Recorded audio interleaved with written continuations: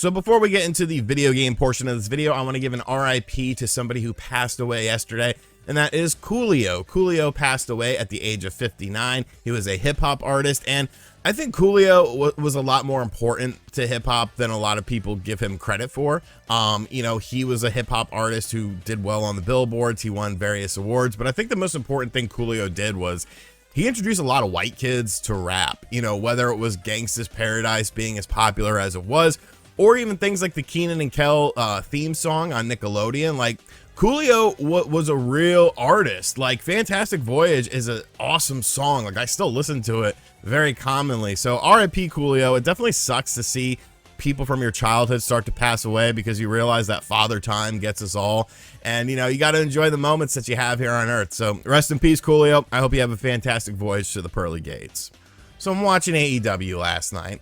I'm like, bro, I'm pretty sure there was an RGT 85 Appreciation Society sign in the crowd on the hard cam. And I'm like, there's no way. I must have been seeing things. So I went to Twitter, and then sure enough, there was the sign. I saw the sign and it opened up my eyes. I saw the sign.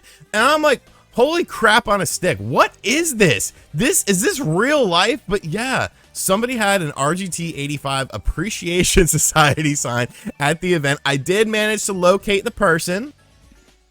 It was the B-Man, Mason Riley. So shout out to Mason. This made me pop so hard seeing this. I was like, this is awesome. So shout out to Mason. If anyone brings an RGT Appreciation Society sign to a show, you will be featured on this channel, pending that we see it, you know, wrestling show, whatever. I don't care. This is awesome. This is super cool. But I do want to intro that and sort of segue it into one of the topics for today's video, and that is AEW Fight Forever, the video game. Now, I am super looking forward to this game. I think this game looks awesome. It's a perfect blend of like No Mercy, a touch of Day of Reckoning in there as well, but with a more modern aesthetic. There's a lot of different match modes that you can do. There's a ton of different weapons. Of course, the roster itself is really cool because I love a lot of the AEW wrestlers. So I'm super looking forward to this game, but I think it's been delayed. I think it's been sort of a stealth delay. Now, they never gave a concrete release date for this game. They always said, oh, it's coming in 2022, and then they sort of gave it a little bit of a timetable by saying that it was coming in fall of 2022. So I started to get really excited, a little bit worried, like, okay, well, where's the actual release date? You know, you got to kind of ramp up promotion for this game, do trailers and stuff like that. But now when you watch AEW programming, you have noticed that the game has been pigeonholed as coming soon. The fall 2022 release date is no longer available. I have gotten some sort of secondhand information, and from what I hear, they're still targeting 2022, but it may slip into 2023. And personally, it sucks because I really want to play this damn game. Like, I'm still playing old wrestling games on my Retroid Pocket 2 Plus, like Revenge and No Mercy and stuff, because that's the kind of wrestling games I appreciate. Those are the ones that I love, and this seems like a proper evolution of those games. But I do understand it. You know, it's definitely something that you got to put a lot of time and effort into your wrestling game, especially when it's your first wrestling game. You want to make sure you have the proper bells and whistles, but you want to make sure that the gameplay itself is very tight. It's very, you know, there's no bugs and glitches. And I can't imagine how many bugs and glitches there could potentially be in a wrestling video game, because you have so many different matchups, you have so many different match types.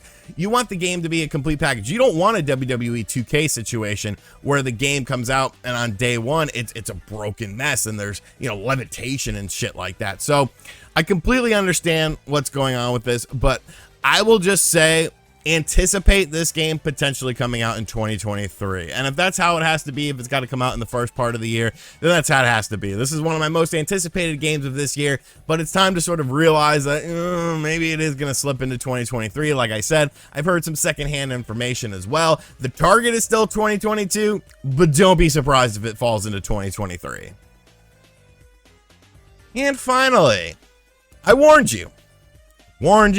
At least I tried to warn you. Now, I was a little bit off. with my prediction, but I felt like $70 games were going to invade the Nintendo Switch at some point in time. Somebody was going to pop that cherry. Now, I thought Nintendo themselves were going to pop that cherry with a Zelda Twilight Princess Wind Waker double pack. I think everyone would rather pay $60 than $70. But if we had to pay $70 for a double pack instead of like $50 a piece or $40 a piece or even $60 a piece, I think people would have been very accepting towards that. President Furukawa himself is obviously someone who is a business orientated and a business minded person.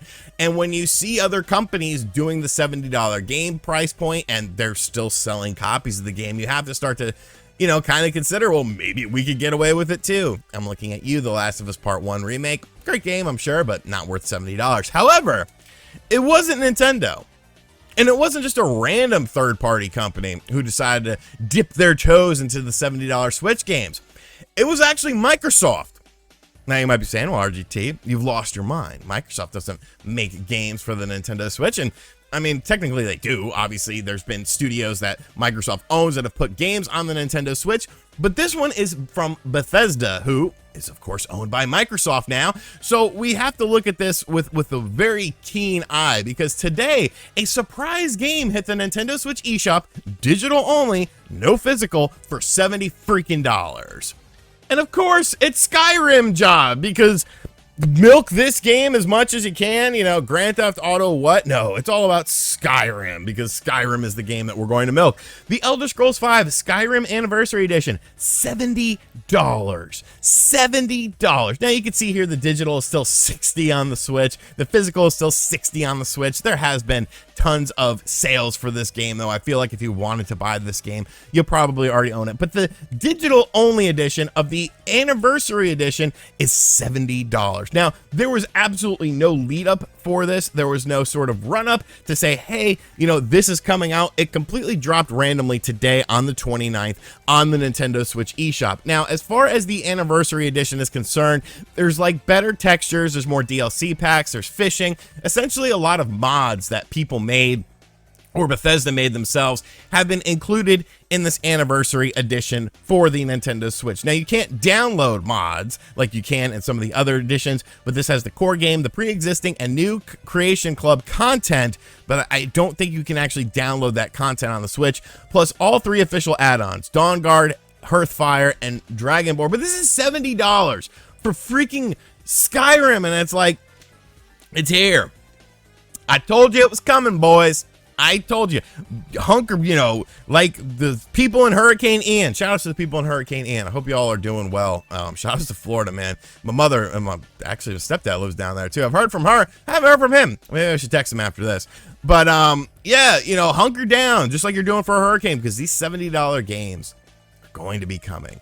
And it's just funny to me that Skyrim, a game that's old as dirt at this point in time, is now being included as a $70 game. We're trying to make this a $70 game. Now, I have heard that some people have downloaded this and, you know, it doesn't run all that great. Some of the areas don't run all that great. Will they optimize this beyond anything? I don't know. I also have been informed that this game, you can actually download it separately. So if you have the base version of Skyrim, like you bought it when the system came out, you can upgrade to this version for $20. So I feel like that's the route that a lot of people will take with this, obviously. But the problem with it being digital only is the fact that now Bethesda, and I guess by extension Microsoft and Nintendo, own that price point. They control that price point. So if they never want this game to go on sale, or they don't want this game to go on sale anytime soon, it's not going to. This isn't something like you could pick up a used copy or trade with a friend.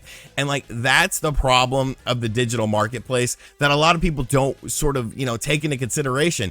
Yeah, you technically own the game and you can play the game on your system digitally, but you don't own a physical good of it. You cannot sell that physical good should you need to or should you want to.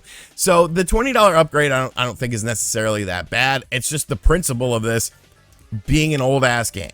It's an old ass game. And yes, they've done this other edition on other platforms and stuff like that, but you can tell that Bethesda and Microsoft have no faith in this whatsoever. Because if they did have faith in this game, they did have faith in releasing a game for $70, they would have promoted this Okay, they would have promoted this. There would have been information. There would have been a run-up to it. There would have been a trailer for it, this, that, and the other. And there hasn't been diddly poo squat with this. This literally is a $70 stealth drop to say, hey, you know what? Let's give it the old try here. Let's see what we can milk out of these consumers. And man, it's here.